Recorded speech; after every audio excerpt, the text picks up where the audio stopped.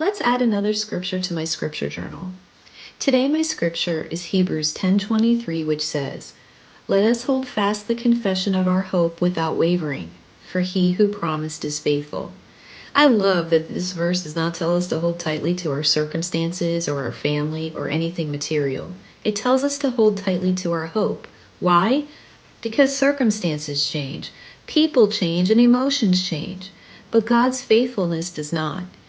The term hold fast means cling to something firmly, to refuse to let it go, and sometimes faith feels exactly like that.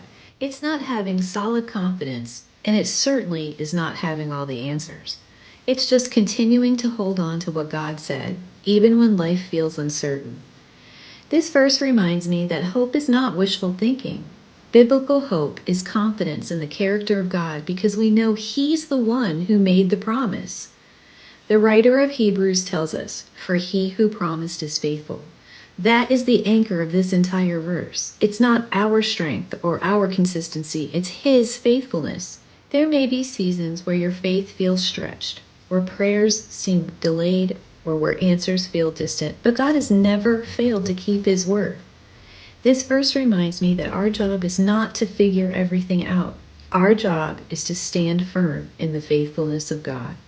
If this verse meets you where you are today, sit with it, write it down, and pray it back to God. Ask Him, "Lord, help me hold firmly to hope, even when I cannot see the outcome." And remember, the God who made the promise is still faithful today. He never changes and never will. Thanks for watching.